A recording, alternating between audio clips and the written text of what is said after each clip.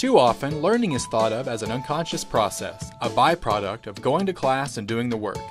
Instructional strategies that have students take a look at what they've learned and how much they've grown over the course of instruction really show both the students and their teacher how much the style of instruction and the attitude of the class matters. Sometimes I want to make sure that my lesson or my teaching style is effective for the whole class. But I want to get real feedback, not just what students say is or isn't working. To do that, I use the I used to think, but now I know strategy. When I'm starting a lesson, I'll write the topic on the board before the kids get in. Then at the beginning of class, I have students take out a sheet of paper and respond to what I wrote on the board, writing down everything they already know about the topic. When they're done, I'll sometimes use it as a bell ringer and have students share out what they wrote and have the rest of the class raise their hands if they wrote the same thing.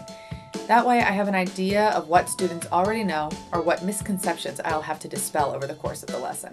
Once I've finished teaching about the topic, I'll have students get their paper back out and turn it over. On this side, I want them to write everything they now know about the topic, everything they learned and know is true now that we've studied it. We might go back over these new responses as a whole class, or if time doesn't allow it, I'll just take up everyone's papers. When I get a chance, I like to go over them all to see how effective my teaching was, what information stuck and what didn't. I feel like it really helps me to be a more effective teacher for my students to be able to see how their knowledge changed over the course of a lesson. It also helps me to get a feel for the kind of culture my class has and what techniques best serve that culture. And since no two classes are alike, I like to make sure that I do this at least once a school year. In addition to giving teachers the opportunity to see if their strategies have been effective, I used to think, but now I know, also gives students a chance to see how much they've learned over the course of a lesson. I like to have my students keep a diary of sorts of how much they learned over the course of a year.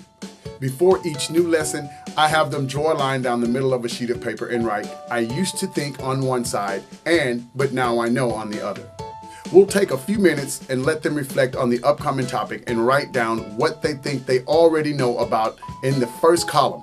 And then, at the end of a lesson, we'll take a few minutes and let them reflect on what they have learned about the topic and write that in the second column.